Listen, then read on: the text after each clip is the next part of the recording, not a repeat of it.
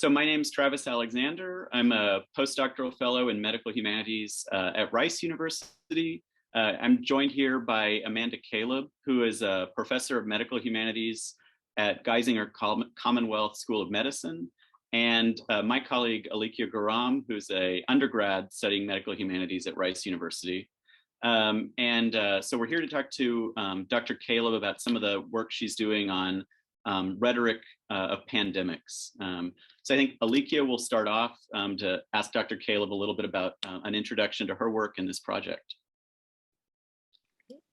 Hi, so one of our first questions is, can you please explain your background and training in the medical humanities and how it led you to explore this project? Great. I'll try to keep it short because that could be a very long story otherwise. So I come out of a literature background. My PhD, which was done at the University of Sheffield, was on 19th century literature, science, and medicine. And so I actually looked at the intersection of decadence in the late 19th century and how it was using the language and notions and new ideas coming out of science and medicine at the time, particularly gynecology and neuroscience and neurology. And that kind of eventually led me to the medical and health humanities. So I was kind of there unofficially. I think at that time where I was, people weren't thinking about it that way so much. But it gave me the opportunity to actually start the medical and health humanities program at Misericordia University, where I was until very recently. So a lot of my work has been thinking about this intersection of language, right? So how does literature use the language and ideas of science and medicine, but also conversely, how are science and medicine using sort of the language of literature and the use of metaphors in particular? So my formal background's not in rhetoric. I have to kind of full disclosure right there. But having taught a lot of rhetoric over the years and actually having thought a lot about how language is used, that kind of drove me to think about how the pandemic was being constructed. And so I was really interested in that word pandemic and how it was used and who was using it and what happened when it was being used with other words around it. And so my focus for this particular piece, which started actually as an online lecture for an NEH CARES Act grant that my university got, the starting point was just to think about, okay, well, how does public health use the word pandemic? And I was looking really closely at the WHO and how they describe pandemic.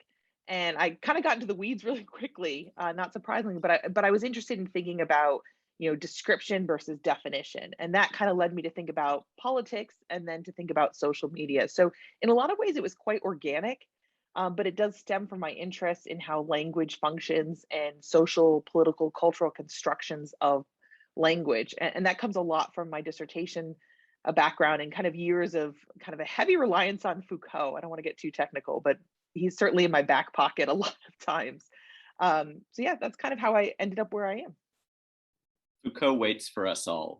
Can you talk a little bit about, obviously this project you're working on now attends specifically to COVID, but I wonder, could you give us like a kind of, or give a lay audience, maybe a brief course on other pandemics through history where language has played a crucial role in either facilitating or constraining social understanding? Yeah, sure. So I'm going to go kind of backwards, and the first place I'd go is SARS. And one of the reasons I'm going to SARS is a lot of the framework I use for this particular piece came out of some public health rhetoric regarding how SARS was described by the WHO at the time, and this idea of pandemic planning. And I use the word describe because the WHO was very keen to say, we haven't defined this, we're only describing it, which is sort of fascinating itself to make that distinction from a public health perspective. So certainly SARS is one example in which how the pandemic was constructed, how the use of the word pandemic played out for the WHO in particular, but also for politicians, because there was a lot of sort of pitting against countries, similar to what we saw with COVID-19, the US, China, certainly former President Trump's language in terms of describing coronavirus and COVID-19 perpetuated a notion of othering that we also saw with SARS, very much so. Social media played a slightly didn't really play the same role for obvious reasons. We didn't have this kind of influx of Twitter and TikTok and everything else we have now. But certainly we could see it from the mass media, from politics, and from the public health perspective. But another one that comes to mind, recently, and we're still living through, of course, is HIV/AIDS. That's another one that's been highly politicized, of course. But even the choice of the use of the word epidemic versus pandemic has been quite controversial in that particular spread of that disease, right? So you often will hear the AIDS epidemic, and there's sort of this reluctance to use pandemic, even though it's global. And that has a lot to do with kind of how sexually transmitted diseases are constructed. So you often don't really hear about a syphilis pandemic, even though we certainly have instances historically where syphilis was being transmitted globally. So what's fascinating to me is sort of the loose nature of the word pandemic, right? That we know what it means, and yet it's not always employed when it should be employed. And sometimes is overemployed too. If you want to kind of create a sense of fear and anxiety, throw out the word pandemic.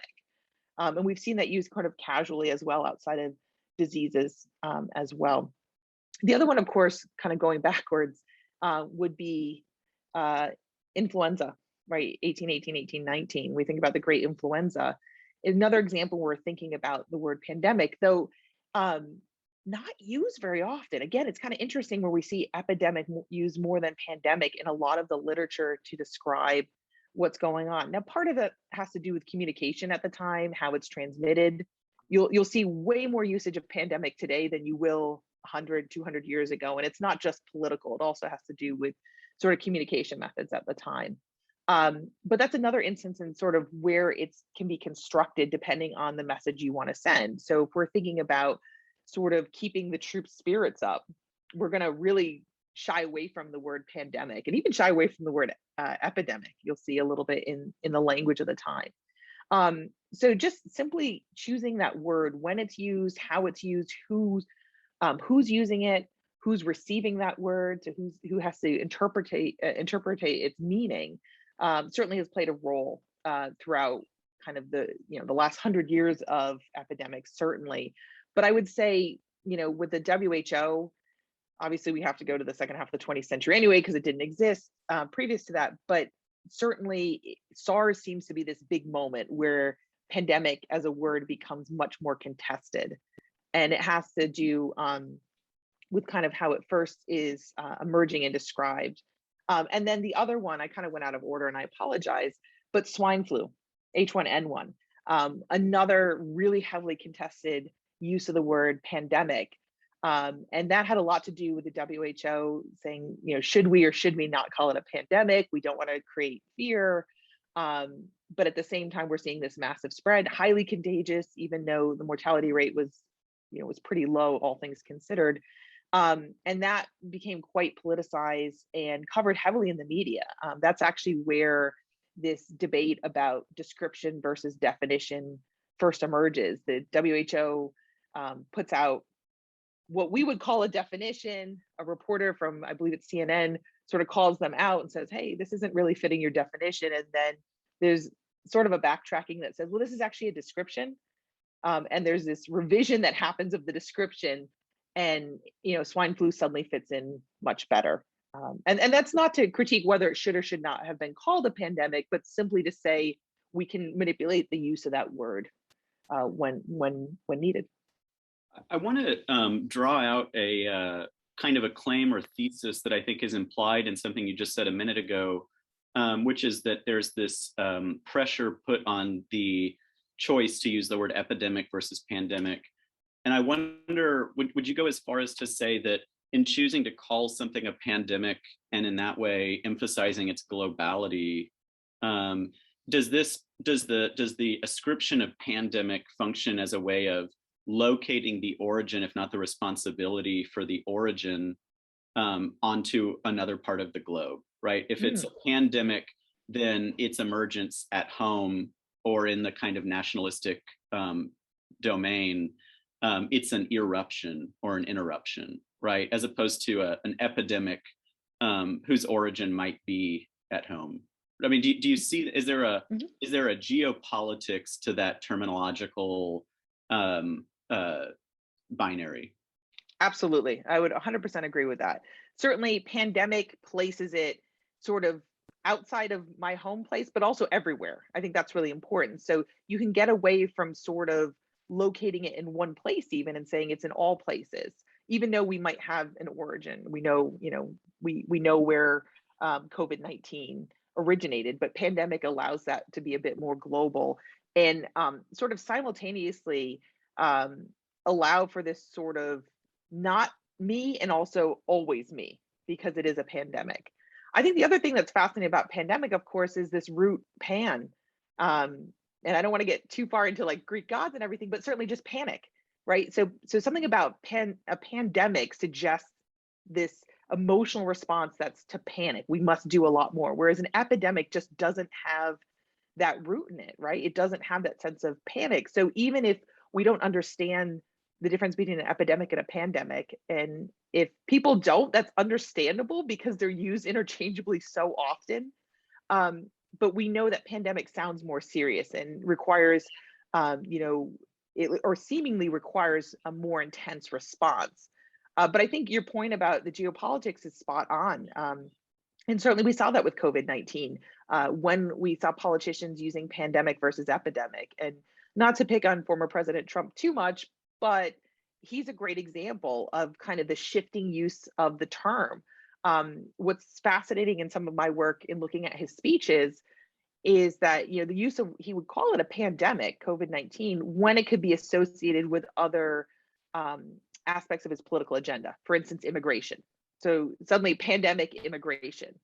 But in other instances, he would either not mention it as a pandemic, and that's when you'd hear things like, and I apologize for this, the Wuhan flu or other, prejudice and derogatory terms for COVID-19, to kind of separate it from political agenda. So pandemic became very politicized for Trump, but not so much about the disease transmission, about other parts of his political agenda. And I think that's important to think about, is how you can use that geopolitics sort of adjacent, if I will, where it's not about the disease, but it's adjacently about the disease. So this kind of fear of immigrants bringing in, loads of COVID-19, which just doesn't stand up to what we were seeing at the time, certainly. I think Alikia had a question that I want to give her a chance to ask about other words besides pandemic that could benefit by the kind of linguistic and rhetorical analysis that you're enacting. So Alikia, did you want to pose that? Yeah, so one of the questions I had while exploring throughout your project page was, what other public health terms do you think should have clearer definitions during crises, such as pandemic, like the way it has been so influential in people's decisions and politics and everything else? That is such a good question. I may have to pause to kind of do that justice, but the one that does come to mind right away from COVID-19 is social distancing. And I know that seems really silly in some ways because we kind of all say, okay, I'm social distancing, I can't be close, but defining a distance, right? We're putting precision on something that is ever changing in terms of our understanding of transmission. So if we think back to March 2020, which seems sort of simultaneously yesterday and 20 years ago, what social distancing looked like, what we had to do, how many feet we're talking, the need for masks, that has shifted over time. We had one point where you had to wear a mask outside no matter what. This is pre-vaccine status as well, pre-vaccination. And then we looked at and we said transmission rates are really low outside. And so there's a shift that happens. And that's partly the nature of an emerging disease, is we're constantly going to be applying the science as we better understand it. But what fascinates me about social distancing isn't so much the changing science, so that's part of it, but how it impacts, say, people with disabilities, right? So what does social distancing mean if you have a caregiver? How do we kind of employ that term in different ways? And so social distancing, which can be, is intended to be a really great mitigation effort, can also function to be very othering. And so in another project, I actually looked at ways in which some COVID-19 policies end up excluding people, even as they're trying to be effective mitigation efforts. And one of them happened to be social distancing, as we see this with people with disabilities and caregivers in particular. Um, Other public health terms, you're gonna have to give me a second on this one. I should have more on the tip of my tongue, but I don't. Um, What about, I mean, one that comes to mind for me that I've always, in the wake of COVID, that I think is exactly in the tradition you're talking about of carrying on first blush a really transparently hygienic or kind of uh, public health oriented charge, but that also has a little bit of a, to my mind, terrifying charge, which is contact tracing, right? The notion of like that you almost have a burden to the collective to forfeit a certain amount of opacity or privacy mm, for the greater good, right? And that there are certain populations who always already are being traced, right? In the kind of like surveillance publics that we move through, right? And so I'd be curious to hear, I mean, to hear you weigh in on that. I was kind of thinking about contact tracing, and I was trying to kind of on the spot think of how to put that all together. But I think you're spot on with contact tracing. Is when we're thinking about the notion of surveillance, we're back to the idea of what does close contact even mean? How do we this notion of surveillance, I think, is really interesting because it is an important mitigation effort. We know contact tracing works. At the same time, we're dealing with what is an inevitable struggle in public health, the rights of the individual versus the rights of the community, the public.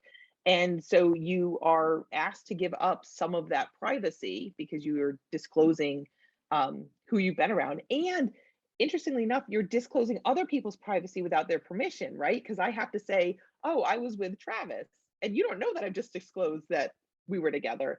And so your privacy is violated in that sense without your permission because I've disclosed it for the sake of public health. So I think that's an interesting one to think about, how that sort of notion of surveillance even works, how permission is constructed or not constructed. I'd also think about, and this happened to me recently on my phone, is the COVID alert, right? You can sign up for if you were near someone who had COVID-19, and the notion of what you're surrendering to technology, which is a whole nother discussion that I don't want to get us too deep into the weeds, but certainly with contact tracing, this idea of technology doing this tracing. And what happens when technology is wrong? In this case with contact tracing, okay, you're quarantining when you shouldn't.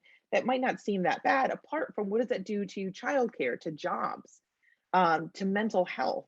So trying to balance that idea of the individual good and the social good, I think, is embedded in contact tracing, and it comes with a lot of social and political constructs as well. I mean, who's employing contact tracing, how it's being done. I'm thinking of the school board meetings that have been happening in the last few weeks in this country, and masks were debated, but also contact tracing. Are we going to do it at the same levels? Why do we do it at the same levels? And that probably raises an issue or question about public health itself as a concept. How well do people outside of public health understand public health? And by outside public health, I mean outside of the healthcare system. I think presumably doctors and nurses have a good grasp on public health, particularly after the last 18 months.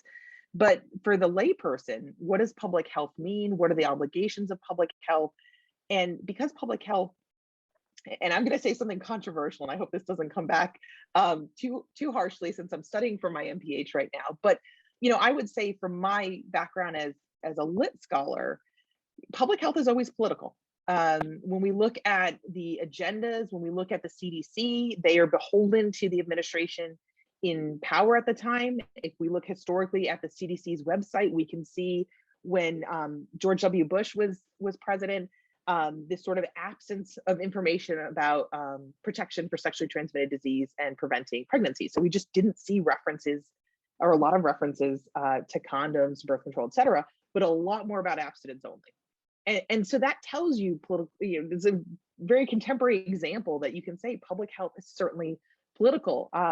And obviously during COVID-19, when we look at some of those press conferences, and former President Trump is making claims that are just factually not true.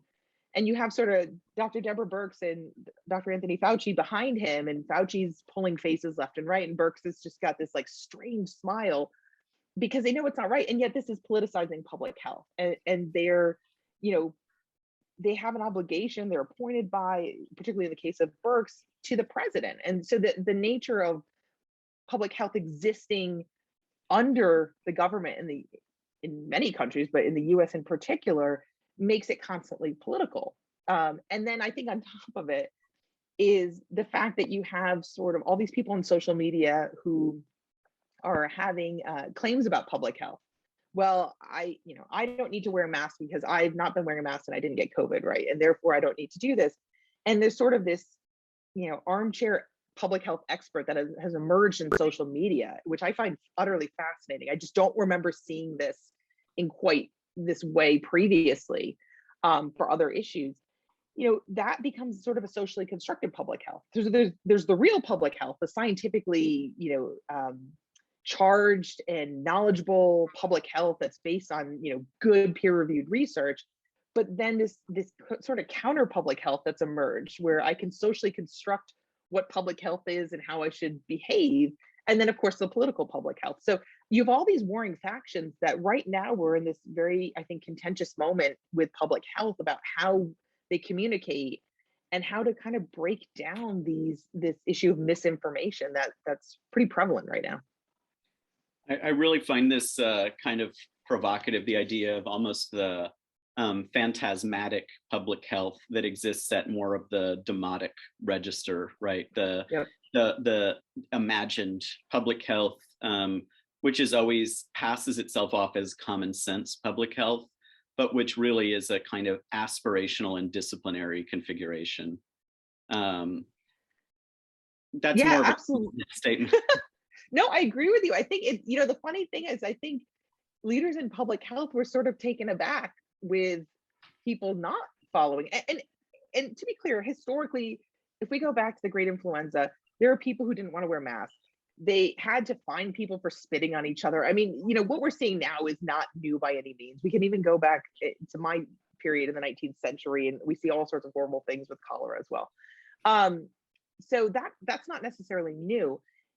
What I think has changed things is how information is conveyed, right? So you have these stories of people not wearing masks or spitting, but they're relatively isolated, and it's done much more in this individual rights debate, right? That we still see today.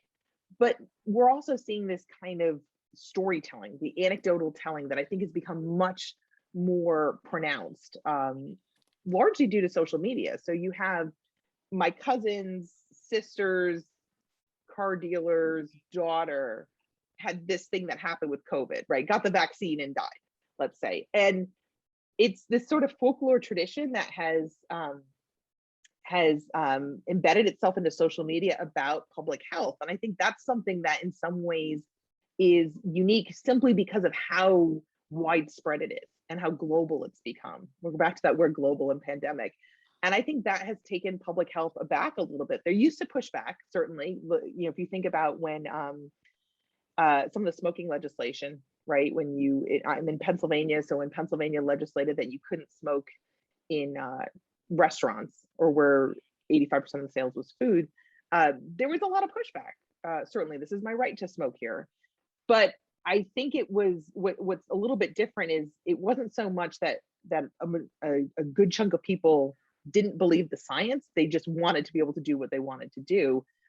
And now we're seeing people who are saying, show me the science, there isn't real science. And I'll just say this briefly. Anecdotally, I was watching this debate about masks online. I'm just a sucker for the comment section. And, someone was saying, show me one publication that wasn't published by the CDC that proves the efficacy of masks. Or I think they said that masks are effective, right? So someone went on there and published links to articles from British Medical Journal, Nature, New England Journal of Medicine, all these great journals, peer-reviewed, highly respected, prove the efficacy of mask wearing. And the person responded and said, no, show me real publications with real science, not these.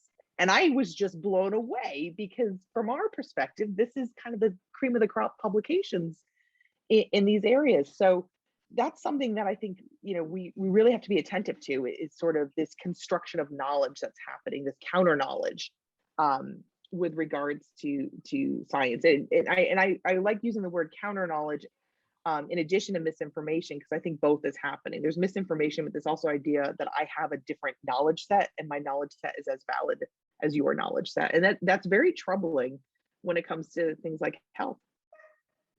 I mean, yeah, we could have an entire other discussion about the anti-intellectual tradition, not just in this country, but let's say the West generally, and Yeah. a generalized and socially accredited resentment for expertise. But on that depressing note, perhaps as a by way of conclusion, you could tell us a little bit about works you've got kind of on the burner, or where this research is going for you in coming months and years? Sure. So this piece, which, as I said, started as an online lecture, is now part of a larger project I'm working on. I'm actually co-editing a book with two colleagues on COVID communication. And what we're looking at actually is how we can use COVID-19 communication. So state level communication, mass media, social media, and we're talking about visual in addition to textual rhetorics, how we can use it as a case study to think about pandemics more broadly, but also just about how we construct conversations and discourse about disease. So this is in the works, and hopefully will be out sometime next year. You know how long it can take sometimes to get everything together for a book. But that's kind of the next step for this. But I actually would like to continue working backwards, and to think more about, to kind of follow your question, Travis, to think more about this use of language surrounding pandemics, going sort of backwards through history, and to really think about that evolution of what we're dealing with now and how it relates to kind of historical constructs of the concept and the word pandemic. All right, well, that sounds excellent. Thanks again for talking to us about this. I hope people will watch your YouTube lecture and check out our Translational Humanities for Public Health website, which kind of agglomerates projects like Amanda's and others. So thanks for coming. Thanks, Alikia, for asking some questions.